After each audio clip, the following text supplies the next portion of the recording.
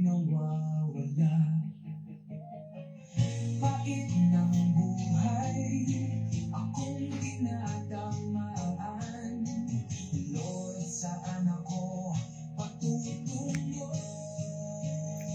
Anong gagawin ko? Lord, sa bawat araw, ang kaluluwa ko'y naghahanap ng sagot. Sa hirap ng buhay, ikaw lang ang pag-asa. Ipinagkatiwala ko sa'yo ang aking lahat. Okay, isang mapagpalang umaga po sa ating lahat. At ngayon po ay araw ng Miyerkules. It's Wednesday. At ngayon po ay muli tayo ay dadako sa ating talakayan, no, at ating devotion.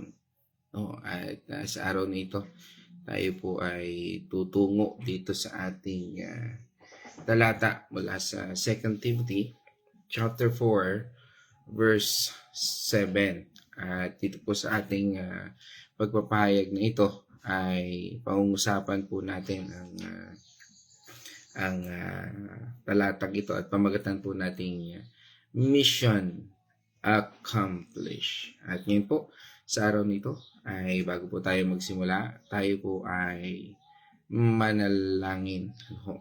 At sige po, tayo po yung manalangin. Pamanaming Diyos na makapangyarihan. Muli, salamat po, Panginoon, sa iyong panibagong araw, panibagong lakas, at panibagong biyaya, O Lord. At sa araw nito, Lord, patuloy niyo kami bigyan, Panginoon, ng kalakasan na nagmumula lang sa iyo.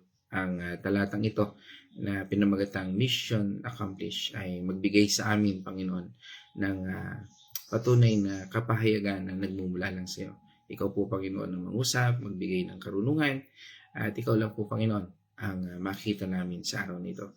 At salamat po, Panginoon, for the gift of technology, Lord, na amin po, Panginoong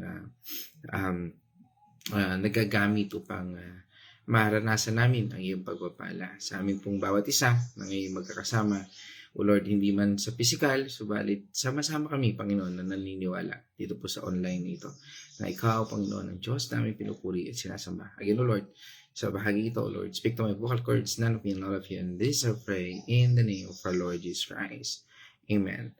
Okay, mga kapatid, muli, tayo ay tutungo at natungo dito sa ating daily devotion, at isang kagalakan, na sabi nga po, ang sarap sa pakiramdam na magkasama-sama po tayo kahit na hindi man po sa physical at dito lang sa online, At sabi nga, it's another day and it's another life, At it's another word of God, o salita ng ating Panginoon Diyos.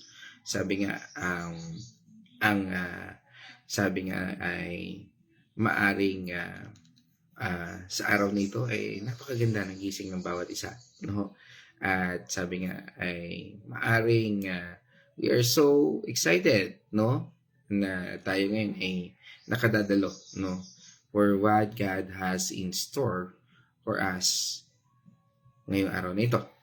Kaya mga kapatid, may times ba na you look back sa buhay mo na at nagtataka tayo, Sabi nga ba sa isang katanungan, may mga naging difference ba tayo? O kung sa sarili natin, tatanungin natin, ano ba yung mga difference sa buhay ko ngayon? Na fulfill ko ba ang purpose ko? Sa nagdaan, kagabi, o anumang araw na ating nagawa? Are we fulfilled? Sabi nga, natural lang po na tanong natin yan, di ba? Lahat tayo gusto nating maging meaningful ang buhay natin. And minsan, sa gitna ng ating daily routines, ng mga pinagdadaanan natin, or even ng mga success natin, we might sometimes lose sight ng bigger picture nito. Ng plan ni God for us. That's why today passage is incredibly powerful at relevant sa ating buhay ngayon. Tingnan po natin ang sinasabi ng isang tao na towards the very end ng journey niya ay sabi nga dito sa lupa ay sabi nga confident na kayang ideklara na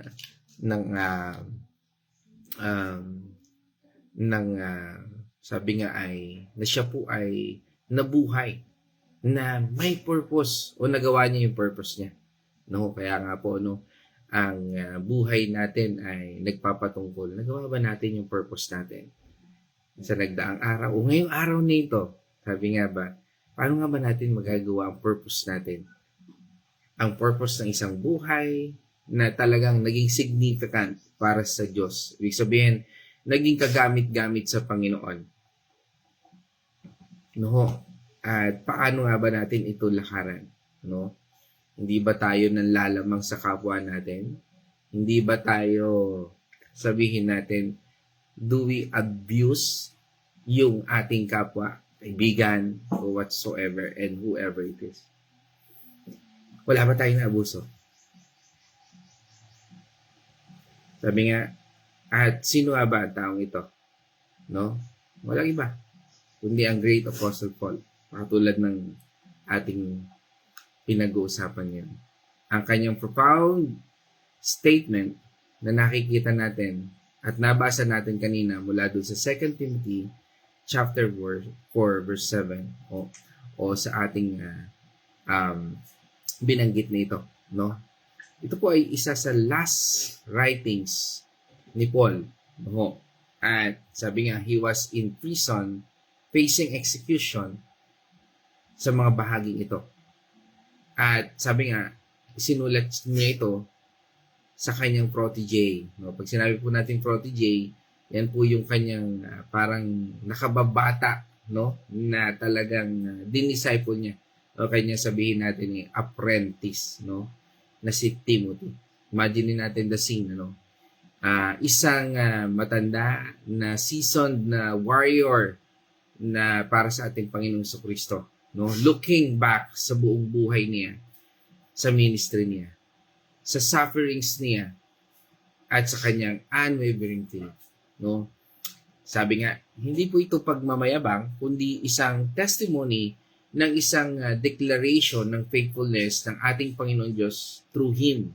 No? Sabi nga po, pag ginagamit kasi natin ang ating buhay ng tama sa Panginoon Diyos, no? Nagiging pagpapala tayo sa iba. Hindi nagiging pabigat sa iba. No, sabi nga, yun po yung sign sa buhay ng sa buhay natin. Misa kasi akala natin, pagka natulungan natin yung isang tao, akala natin, yun na yung tulong. No? Minsan, ito rin yung lason. No? Lalo na pagdating sa pera. This is sometimes a poison in the life. Kasi nga, ang isang tao ay pwedeng malason din. No? Lalo na yun ay pag alam natin na sabi nga ay isang bagay na pwedeng makasira ng relationship. For example, sa pagkakaibigan, di ba? Ang madalas, ano ba yung nakakasira sa pagkakaibigan? No? Ang isang madalas na nakakasira sa pagkakaibigan ay ang utang. No? Tama? Isang utang na kung minsan ay pwedeng makapaghiwalay. No? Yung yung utang na hindi nababayaran. No? Kaya nga, pagka tayo ng utang, make sure na alam natin kung paano natin mababayaran agad. At make sure na ito ay, sabi nga, ay sincere and dapat nating gawin. Kasi sa buhay natin, talagang minsan makakaranas tayo. At katulad natin, sa buhay natin, no, na example natin, ay pwedeng mag-lead sa atin, no, ng habitual na method sa buhay natin. Paano yun? Pag ikaw kasi nasanay doon sa method ng utang, kahit hindi mo naman kayang bayaran, uutang ka ulit sa isa, tatagpi ka ulit, hanggang sa hindi mo na matakasan yon, yung sistemang yon, no? At nagkakaroon ka na ng dysfunction sa sarili mo. At hindi mo na ngayon malakaran yung katotohanan ng Diyos. Sabi nga, again, a testimony will ruin. Masisira po. Kaya nga, sa buhay natin, napakahalaga po na sa buhay natin, are we fighting a good fight of faith sa buhay natin? Kaya nga sabi po doon ng talata, di ba? I have fought the good and worthy and noble fight. I have finished the race and I have kept the faith. Sabi nga, firmly guarding the gospel against error. Yan po yung talatang yan na sinasabi po natin sa 2 Timothy 4:7. Sabi nga, wow, no? Ang ating title ngayon is Mission Accomplished. Ang lakas na nagmumula sa ating Panginoon. At kung paano natin ma-accomplish ang isang bagay, paano natin natulungan ang kapwa natin. Kaya nga po, pag narinig natin yan, usually, naisip natin ang mga big victories. Like, pag naglan ng successfully ang isang astronaut sa isang bagong o sa buwan, noong unang panahon niya, no, di ba? Yan, parang successful yan. Yung mga critical project, yan, parang yan ang nasasabi natin na mission accomplished. But, mga kapatid, for us Christians, ano nga ba talaga ang ibig sabihin na magkaroon tayo ng isang mission accomplished na buhay?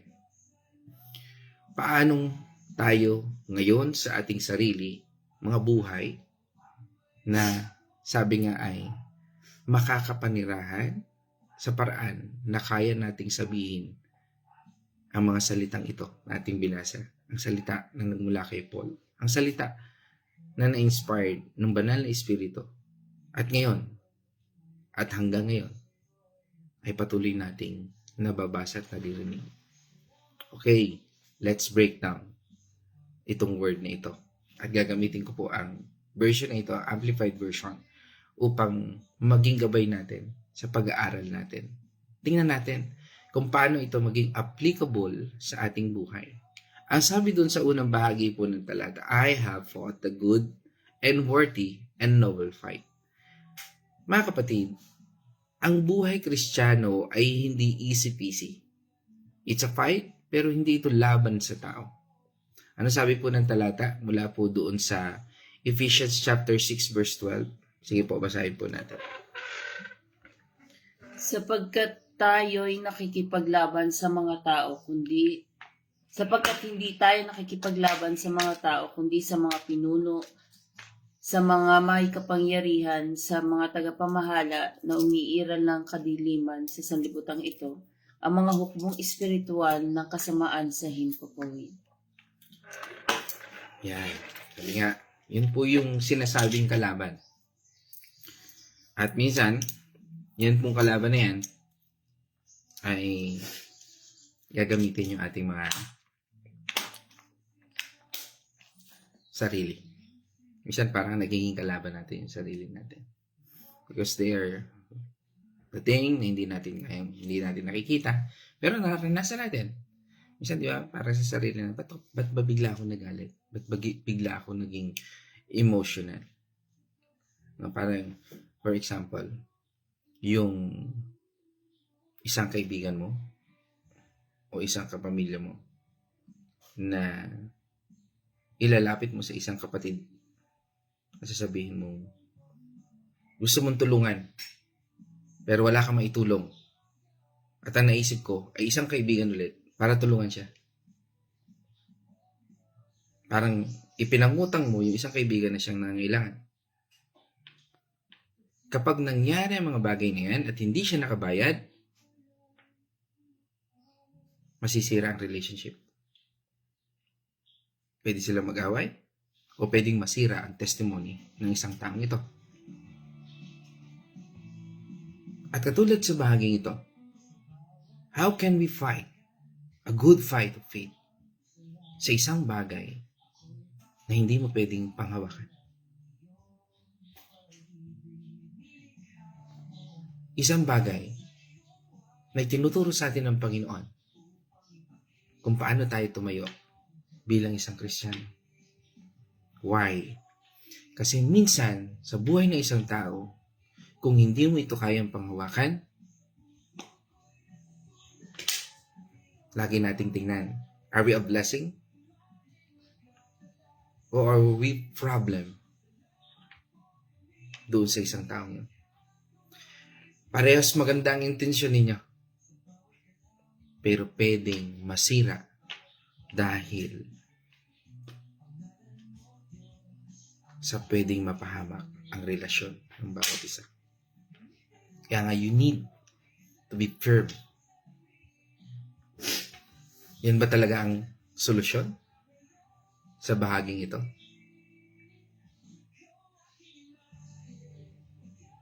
Kaya mga kapatid, sa buhay natin, ganun din sa ating pananampalataya. It's a spiritual battle against sin, temptation, at sa mga diskarte ng kaaway. At minsan, pati sa sarili nating desires. Again, it's a poison in our heart, in our mind, and in our life. Paul calls it good, worthy, and noble. Kasi ito po ay laban for righteousness, for God's glory, and for the souls ng bawat tao sa ating desire. Ang inaatake ng kaaway sa atin are desire. Yung gusto natin. Yung parang tila ba parang mala James Bond tayo. Sabi natin, gusto nating tulungan yung ibang kapwa. Pero gagamitin natin yung ibang kapwa para tulungan yung ibang kapwa. Nakuha natin. And we're not fighting on that battle. You're just playing hero in front of others. Kaya nga sa buhay natin, minsan yan yung akala natin nakakatulong tayo. At darating, narinig nyo na ba yung wala? Gusto ko lang naman talagang makatulong. Tama? Kaya nga sa ating pananampalataya, nasisira ang testimony ng isang Kristiyano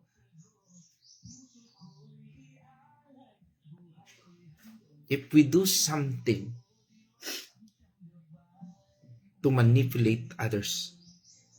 Yung parang minamanipula na natin ang bawat tao. Parang sabihin na natin, parang niloloko na natin yung ibang tao. Isang bagay na sa buhay natin ay huwag nating ilagay. Dahil pwede tayong malasot.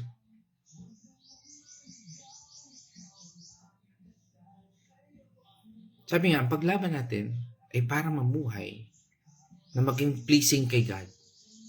How can our life be pleasing to God? Para manatiling matatag sa ating convictions at para i-share ang truth ng gospel. Tanong, ikaw ba ay actively fighting this good fight today? Nire-reject mo ba ang kasalanan? Lumalaban ba tayo para sa kung ano ang tama? Doon sa sumunod na talata, sabi ni Apostle Paul, I have finished the race. Parang marathon runner, di ba? Ang Christian life ay isang journey. Isang race na may starting line. Ito yung ating salvation. At finish line. Sabi nga, it starts with our salvation. At finish line, sabi nga, ito yung pakikipagkita natin sa ating Panginoon. Sa buhay ba natin ito, di ba, hindi natin malalaman kung kailan tayo po makikipagkita kay Lord eh. Only God can see the finish line. Tama? At pag dumating ba yon sa buhay natin, masasabi natin, Lord, hindi po ako nanloko ng tao. Lord, I do your part.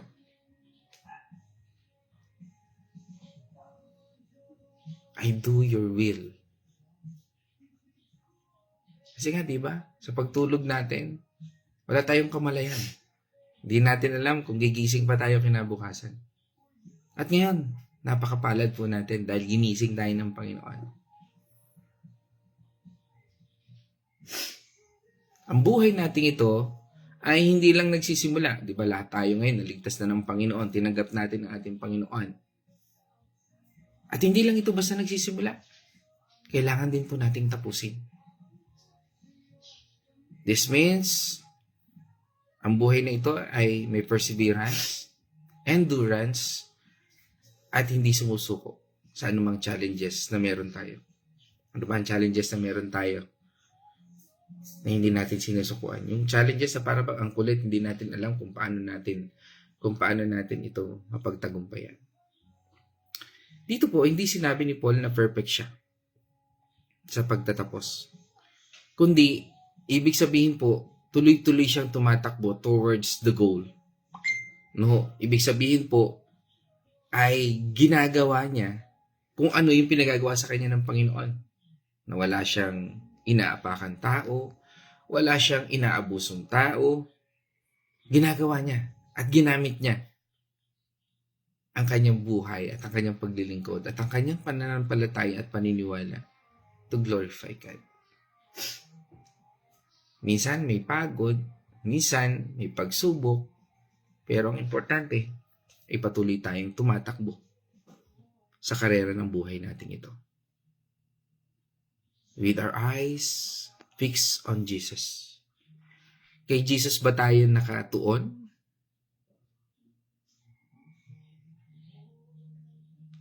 Remember, Jesus Christ is the author and perfecter of our faith.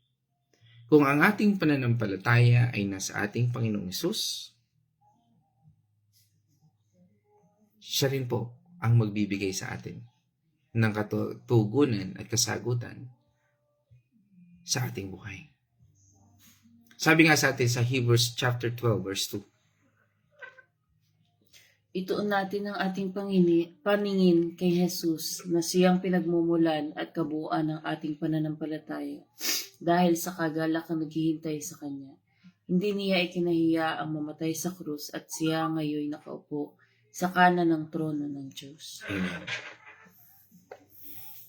Meron ba tayong gini-give up sa race natin lately? Yung para bang, Lord, hindi ko na kaya to. Let's be encouraged to press on. Meron ba tayong mga suliranin na ating kinaharap? Let's be encouraged to press on. Magpatuloy ka, kapatid. If you're struggling sa pag-attend ng mga gawain, mamaya po, nga pala, meron kami ulit Bible study. If you struggle, let's press on. Pilitin mo na makita mo ang Panginoon Diyos sa katugunan na ninanais mo. Sabi nga, only God can help us. Lalo na sa mga atake ng kaaway na minsan para bang tayo ay dumadaan sa mga circumstances at sitwasyon ng buhay. Again, hindi mali ang anumang desisyon na nagawa natin na para bang tila ay hindi natin ito dapat gawin, ito yung dapat natin gawin. Ang mali po is yung hindi tayo nakatuon kay Kristo.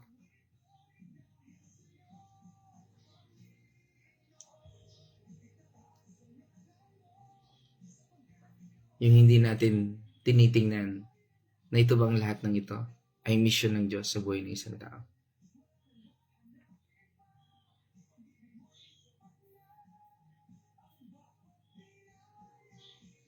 Let's be encouraged to press on. Sabi nga, buhay ng isang mananampalataya ay hindi yan sa pagtanggap lang sa Panginoon, kundi yung pananatili natin sa pagtitiis natin, sa pagtuon natin na Lord, andyan ka kahit nahihirapan ako. Remember Peter, when he asked God, sinabi niya, Lord, kung talagang ikaw yan, let me walk on the water. Sa buhay natin, para yan yun. The water represents life. In our life, sometimes parang lulubog. Sometimes parang malulunod tayo. Sometimes parang storm sa buhay natin. Nabigo ba si Peter? Hindi. He accomplished it. He walked on the water. Lumubog siya, di ba? Hindi siya mission accomplished. And what is the accomplish na ginawa ng Diyos? When he starting sinking, nung siya nagsisimulang lumubog, andun yung Diyos, kinapitan siya. Hinawakan siya, iniahon siya. And that is mission accomplished. Dahil kahit mahina yung pananampalataya niya, he tried to walk on the water. At naranasan niya.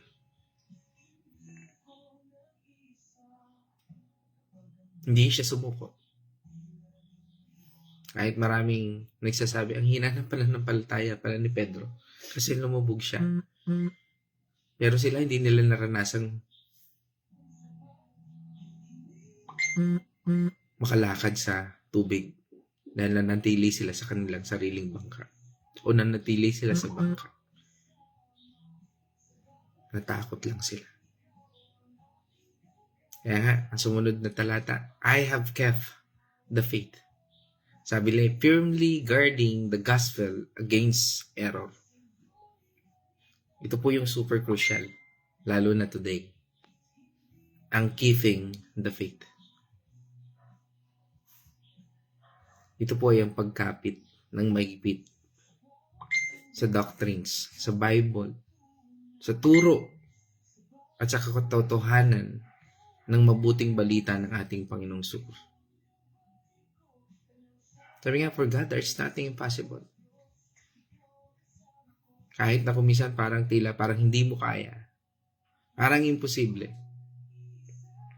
But God can give you strength. Kahit na tila, parang hindi mo na talaga kaya. Parang gusto mo nang sumuko. Kaya nga, idinagdag pa ni Paul, di ba?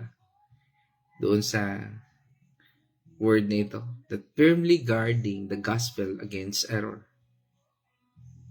Kaya nga po sa panahon ni Paul, marami na pong false teachers o false teaching.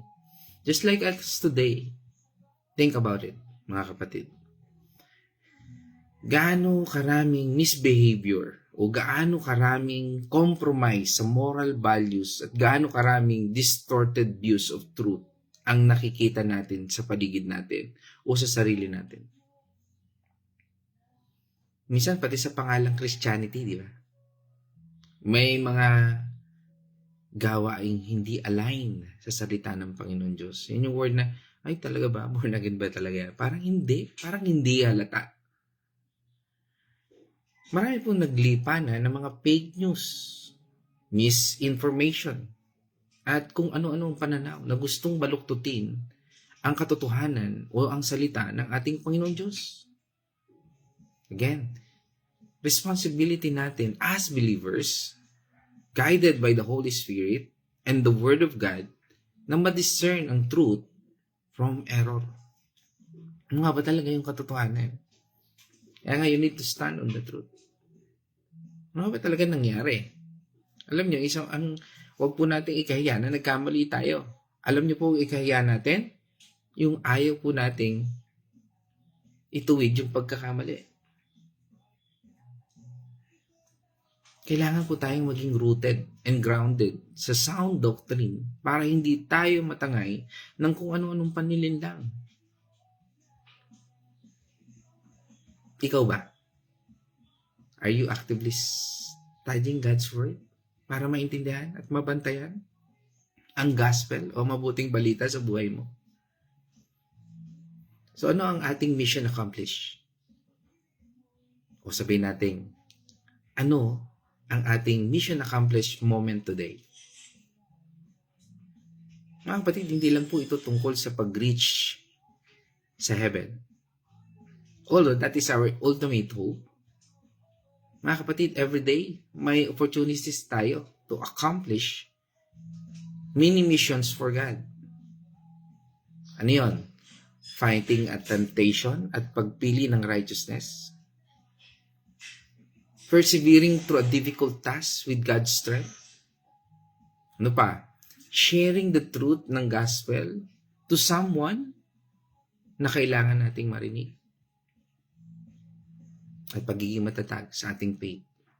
Pag may doubt o duda na gustong lumukog sa ating pananampalataya, sa ating buhay.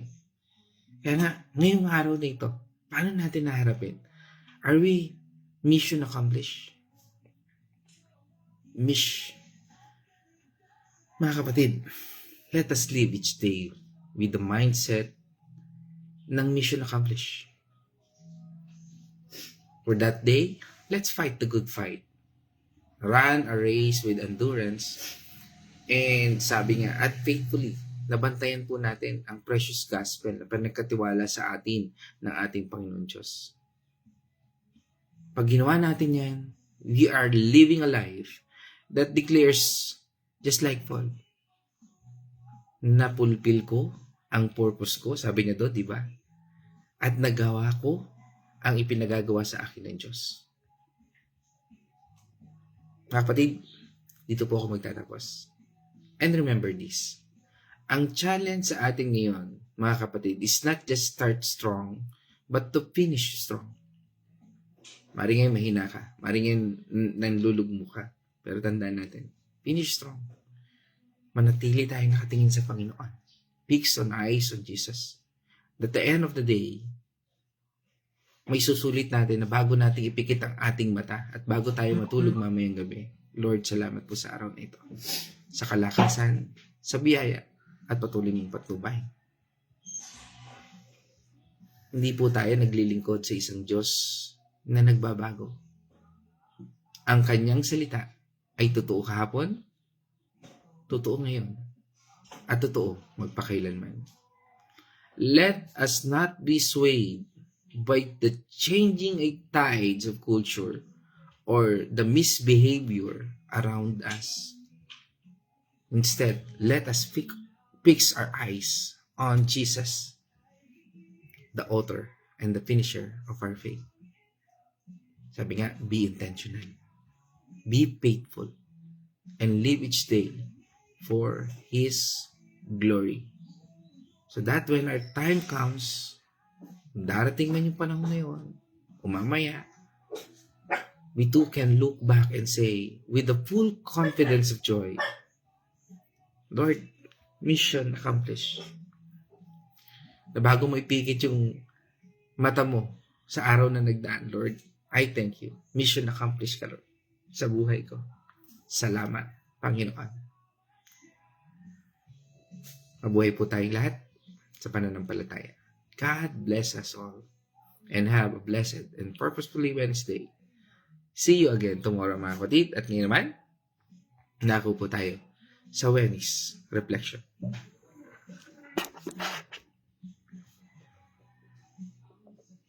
God's morning, mga kapatid. Maraming salamat po sa Panginoon sa umagang ito na muli nating napag-aralan ng ating mga salita. Ang salita ng ating Panginoon. Sabi nga po dito sa ating napag-aralan sa 2 Timothy 4 verse 7, ito po ay isang paalala kung paano mamuhay, kung paano dapat tayong mamuhay ng mga Kristiyano. Sabi nga po ni Pablo, maganda ang pakikipaglaban ko. Ibig sabihin, nakipaglaban siya sa tukso at hirap ng buhay bilang Kristiyano. Para sa ating mananampalataya, ito ay patuloy na paglaban sa kasalanan at paggawa ng tama. Ito po ay isang paalala na yung mga mali nating gawa ay iwanan na natin. Yung mga old self natin ay hindi na natin dapat ginagawa pa rin hanggang ngayon. Ito po ay pag-iwas sa mga kasalanan at po tukso ng lipunan. At ito din po ay pakikipaglaban ng ating Espiritu Santo. Ito po, isang testimony lang po ng nangyayari sa amin kagabi. Kahapon, Bali, nagpunta po kami ng Bulacan for site inspection. Meron po kasing client na magpaparenovate ng kanilang bahay. But sa halip po na bukod sa pagpare-renovate ng bahay, habang nag-i-inspect si Architect Arnel doon sa bahay, ang akin pong asawa, si Mon, ay nagbabahagi naman ng salita ng Panginoon doon sa mga kamag-anak ng magpapagawa ng bahay. Kaya po, yun po ay isang mission accomplished na nangyari sa amin kahapon, sapagkat may maraming tumanggap sa Panginoon. Habang ako naman po ay nakikipag-usap din sa loob ng bahay doon sa isa ng kamag-anak din na talagang kailangan niya ng kausap, sapagkat dumadaan siya sa matinding pagsubok ng kinakaharap niya ngayon. Kaya po, despite po ng nangyari doon sa aming pagbabahagi ng salita ng ating Panginoon, ay kami po ay nakauwi ay mag-alas 3 na ng madaling araw. Sapagkat after po na magbahagi ng salita ng ating Panginoon, kami po ay lalabas, kakain kami ng lunch, ay bigla pong nasira yung sasakyan,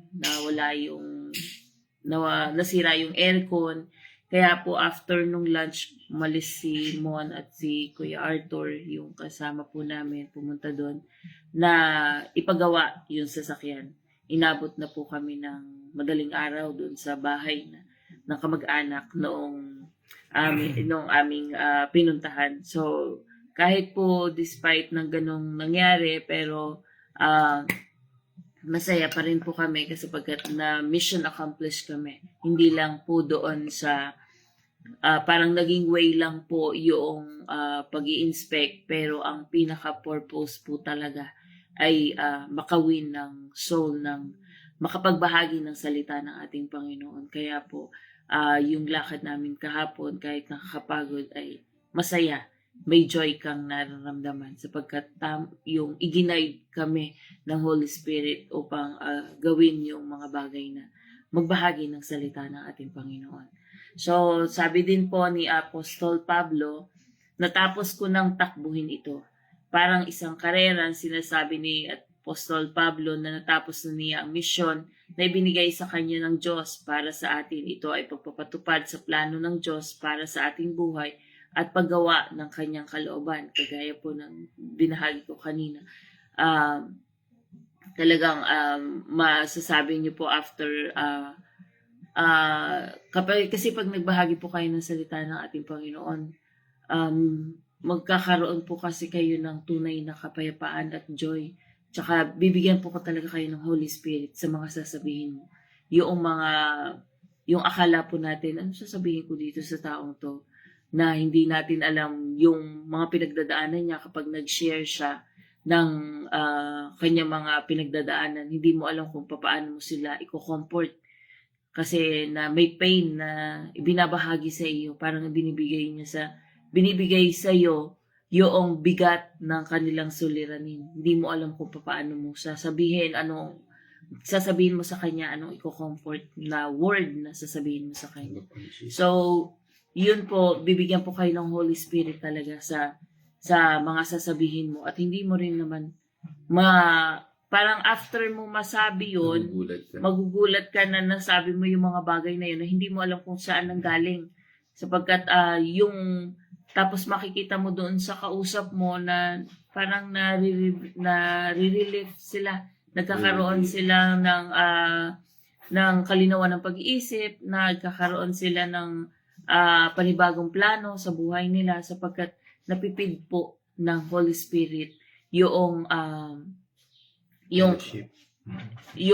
kausap mo sa pamamagitan mo. Hindi sa pamamagitan ng Holy Spirit na ikaw mismo ang ginamit.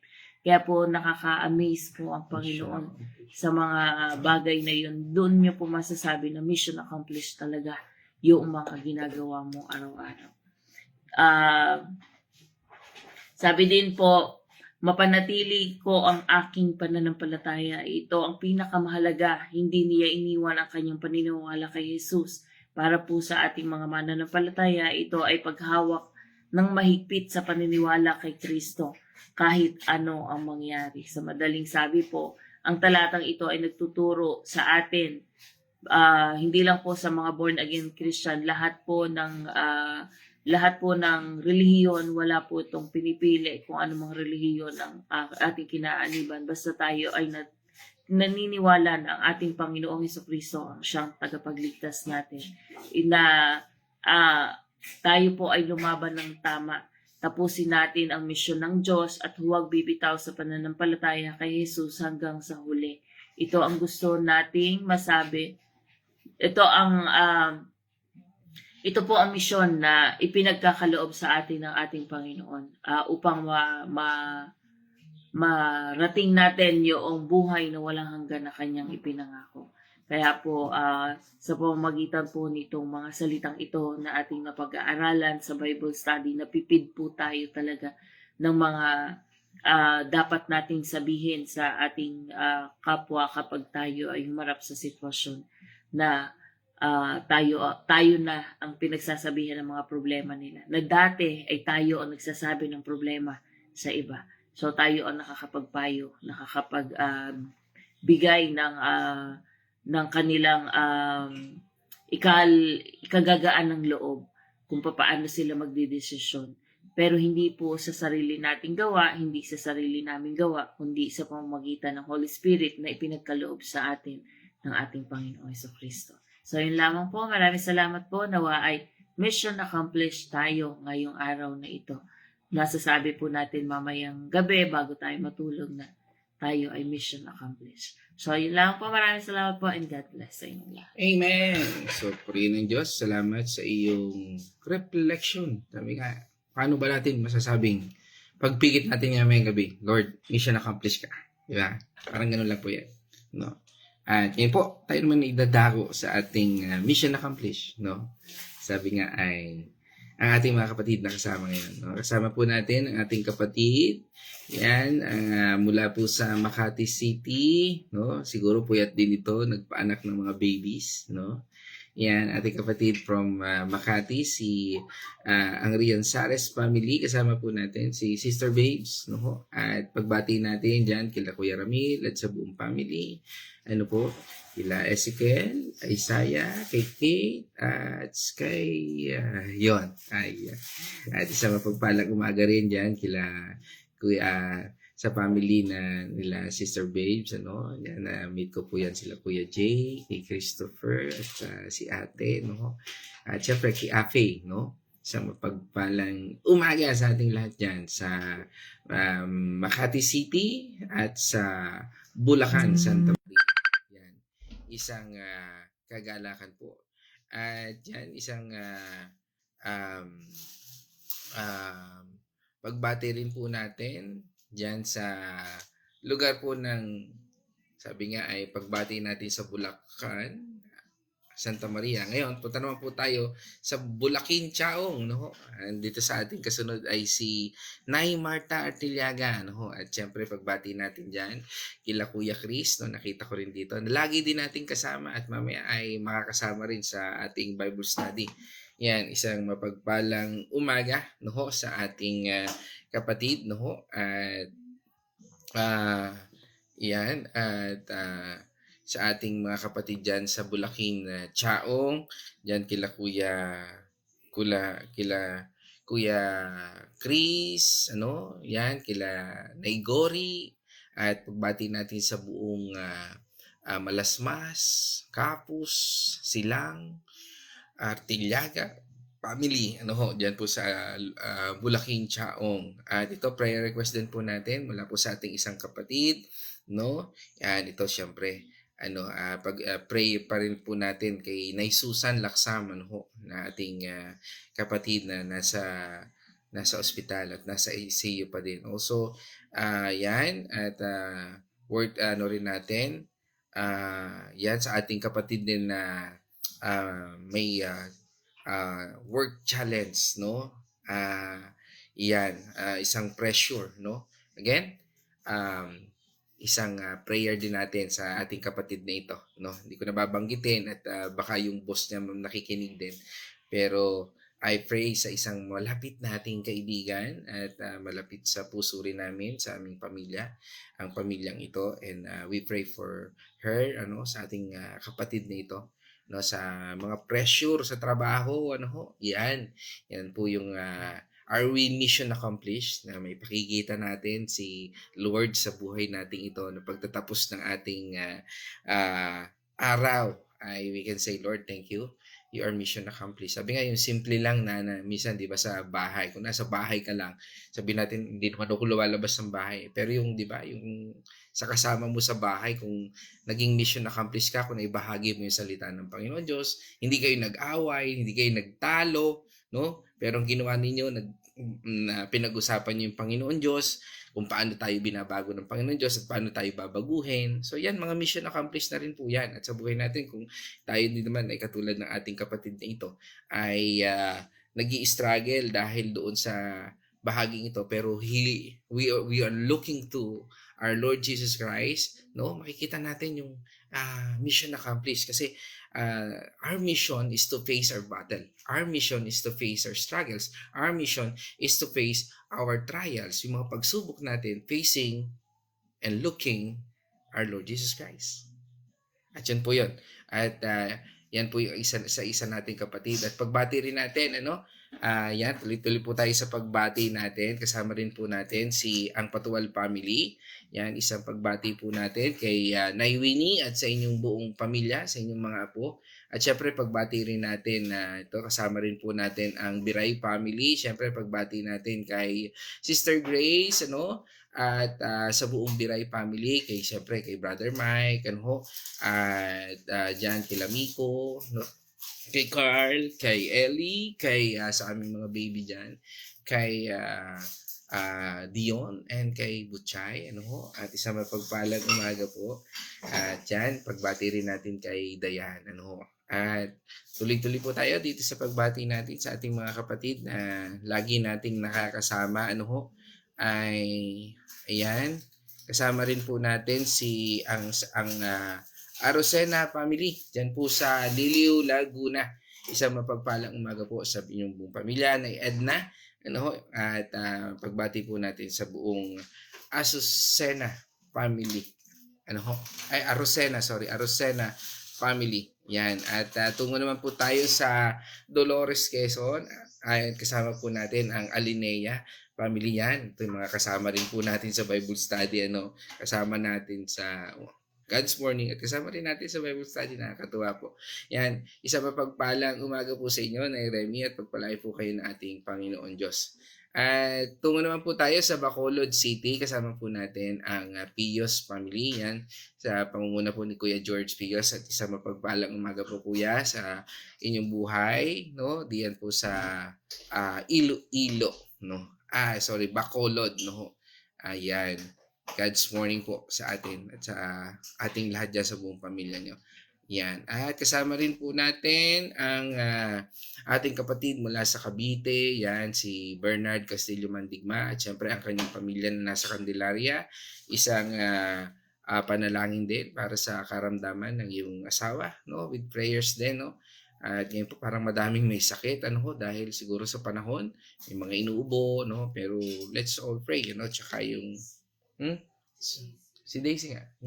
Si Casey, ang aking anak, may sakit na naman, may sore eyes, Sabi nga, sa lahat ng contact lens yan ang pangit, Sorry, joke lang po, pero yan, meron po siyang sore eyes, Sorry eyes, yan. At sore throat, napaka ni sore. Sore throat, sore eyes, Yan. Prayer din po natin, sa aking magandang anak, yan. At pagbati po natin, tuloy-tuloy po tayo. Pagbati po natin sa ating kapatid din from USA. Yan, pagbati natin sa Daw family. Purihin po ang ating Panginoon Diyos. Yan, from Seattle, Washington, sa ating kapatid. Ay yan, kasama po natin si Nurse Abigail sa mapagpalang araw sa iyo, kapatid, at ating pagpapatuloy dito sa ating daily devotion. Isang kagalakan, mga kapatid. At kasama rin po natin siyempre ang Azucena Tanyo family. Talagang super bless ako, no? Dahil na talagang sabi nga po na testimony ni Vinny. Dahil first time po sa amin nangyari yung ganon na talagang inabot kami sa daan, no? Talagang God is amazing. No? Kasi by that time talagang sira po kasi aircon. No? Nagpalit po ng evaporator kaya kinalas yung buong sasakyan. Kaya yan, sa tulong po ng ating kaibigan na ito, kumpare, no? At kumare na patience, no? Yan sa Sister Carmeline, no? At syempre yan ating matalik na kaibigan si Brother Arthur, no? Na talagang kasama rin natin, no? And we can say it's a mission accomplished, no? Kasi sabi nga sa bawat araw, masarap na pag-usapan ng Panginoon Diyos sa mga tao na nasa paligid natin, ano? At kung ang ating pinag-uusapan ay ang Panginoon Diyos, ay napakasarap po, no, sa buhay natin, no. Yes, pagod, puyat, pero at the end of the day, we can shout the victory of Christ, no. That is our author and the finisher of our faith, no. Kaya purihin ng Diyos at salute sa iyo, sa aking kapatid dito, sa aking kumpare, aking kaibigan niya si Brother Arthur, at syempre sa kanya may bahay kasi kung hindi rin sa patient ng ating kapatid na ito, no, ay sabi nga ay napaka isang pagpapala, sabi nga natin, sa pagpapala po sa buhay ko yan, yung pamilyang yan. And I shout Jesus Christ in your entire family. Yan, at batiin na natin yan ang Azucena, no, Tanya family. Yan, isang mapagpalang umaga sa atin, no. At sabi nga, purihin ng Diyos, no, sa ating paglalakbay. Yan, kasama po natin ang mag-asawa at syempre ang buong pamilya. Yan, batiin natin si Kumaring Carmeline at si Paring Arthur, no. Yan, at pagbati na rin natin sa kanyang mga anak, kay Pao, kay Julene, at syempre sa aking mga inaanak dyan sa Carmelite, no. At syempre kay Tyron and Janessa na lagi din pong sumusubaybay at nakakasama natin, ano, sa ating devotion, no. Kasi the moment you do nagawa mo yung pinagagawa sa ng Panginoon, mission accomplished ka na, no? Kahit na hindi natin nakita yan, at least ginawa natin yung pinagagawa sa atin ng Panginoon. At pagbati rin po natin sa ating kapatid, no? Lagi po nating nakakasama, no? Iba man po yung church niya, pero nakakasama rin po natin, no? Isang kagalakan po. Kasi ang realidad po ng buhay natin ay hindi sa pangalan ng church, kundi paano po tayo lumalago sa Panginoon at kung paano natin tinutunghayan ang ating Panginoon Diyos. Kaya pagbati po natin dito kay Nanay Josie, ano ho, yan, mula po sa Santo Niño, no, San Pablo City, Barangay Santo Niño, San Pablo City. Kung hindi po ako nagkakamali, ano, if my recollection is tama po, ano ho, ang aking pagkaalala po. At yan, kasama rin po natin ang aking siyempre magandang nanay from Santa Rosa, Laguna. Siyempre, batiin na natin ang aking nanay, Corazon Getgano Mercado. Siyempre, ang aking anak na mayroong sakit, sore eyes ngayon.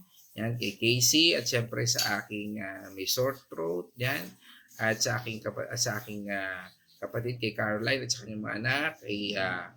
Kay Princess, Shai, Jealous, CJ, at kay Sian. Yan ang aking baby C. Yan. At syempre kay Luna. Yan. Isang mapagpalang umaga po sa ating lahat. At syempre kasama rin natin, no? Yan. Nabati ko na rin kanina. Yan. Ang ating matalik din kaibigan. Ang Biray. Yan si Brother Mike Biray. So yan. Kasama rin po natin. So kagalakan natin, ano? Na nakasama natin yung ating mga kapatid. Yan. At yan. Kasama rin po natin. Yan. Meron pa ba tayong dinabati? Yan, kasama rin po natin from Lumban, Laguna. Yan, si Wilma Mandigma. Siyempre, pagbati rin natin kay Naya at kay EJ at sa lahat ng mananahi po dyan sa Lumban, Laguna na gumagawa ng barong. Baka naman. Yan, shout out na biro lang po. Yan, isang mapagpalang umaga po sa ating lahat. Diyan. At kasama rin po natin, siyempre, nakita ko parang nandito rin si Iyasel, no? Ayan, kasama rin natin si Iyasel Cartina at syempre pagbati na rin natin dyan kay Nailina. At yan, kasama rin po natin, syempre, yan, ang ating matyagang kapatid. At yan, kasama po natin ang Andal Artillaga family. Yan, talagang very close din sa atin, sa ating mga puso, ang mga taong nandito.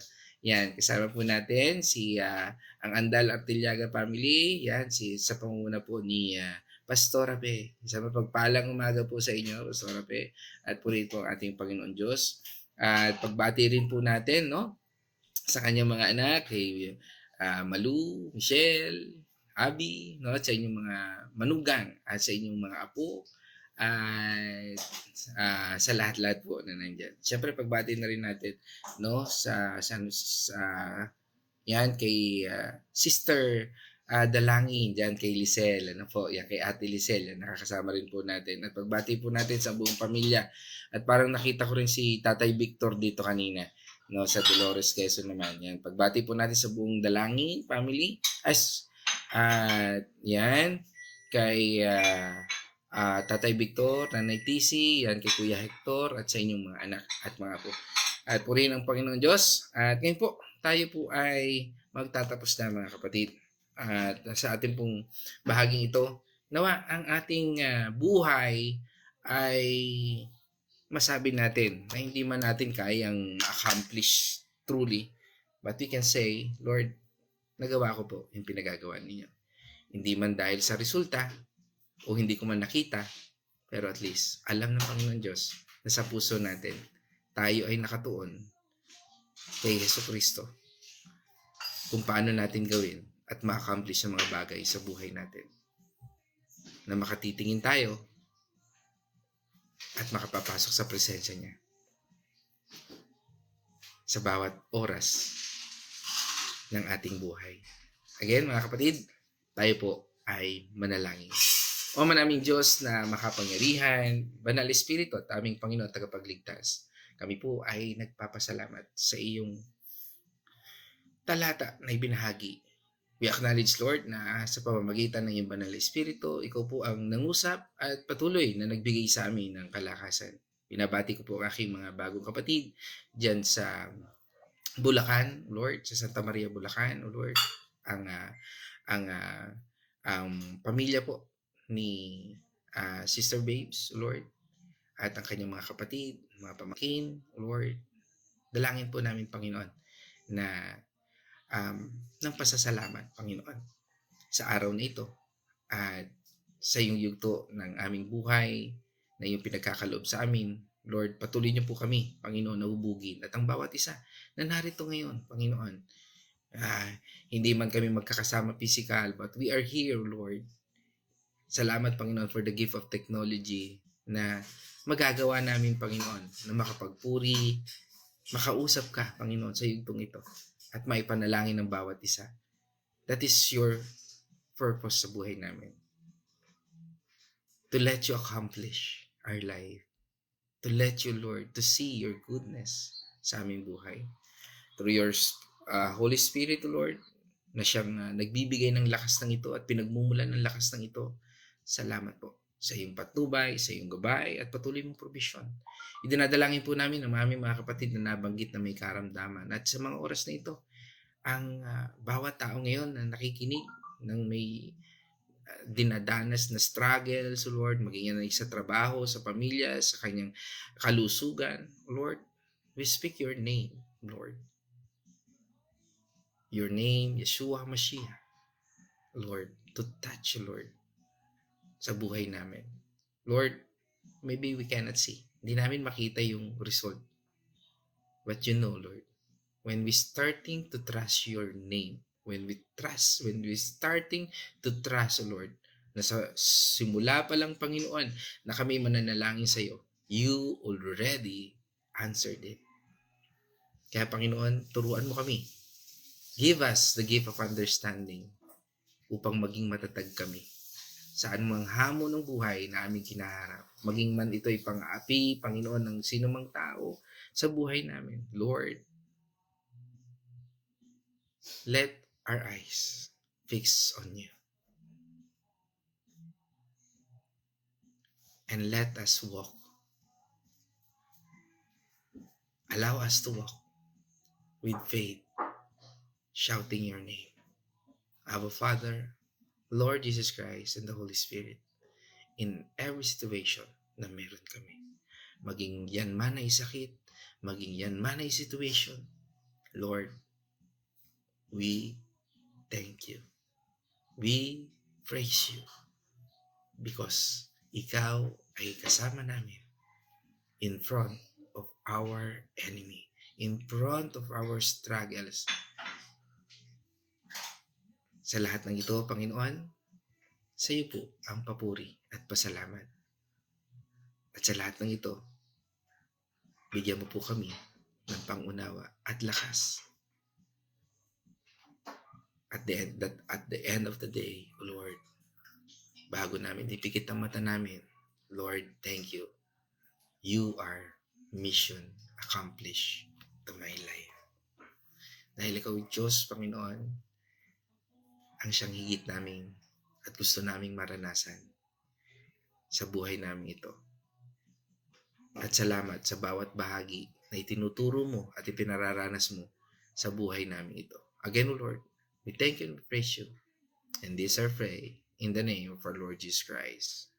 Amen, amen. Mga kapatid, isang pagtatapos natin, let us shout the shout of victory. Christ has died. Christ is died. Christ is risen. Christ is risen. Christ will come again. Christ will come. And together, we are for Christ. Again, mga kapatid, kung gusto nyo pong umattend ng Bible study, meron po kaming Bible study mamaya at kami po ay nasa Genesis chapter 26 na. At kung gusto mong umattend at maaring bahagi ito ng mission accomplishment for today,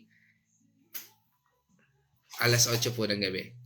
And let the Holy Spirit and our Godhead speak to us. No, sabi nga, dito po ay basahin na po natin ang Genesis 26 at tayo po ay tutungo doon. Pag-aralan po natin ang kanyang salita at isabuhay natin ito. Again, God's morning, everyone. May kagalakan, di maiwaliwanag. Sabihin mo, Panginoon, ang galak. Sa langit ngayong inihanda, ako'y aasa. Ang buhay na walang hanggan, biyaya mong dakila. Buhay na walang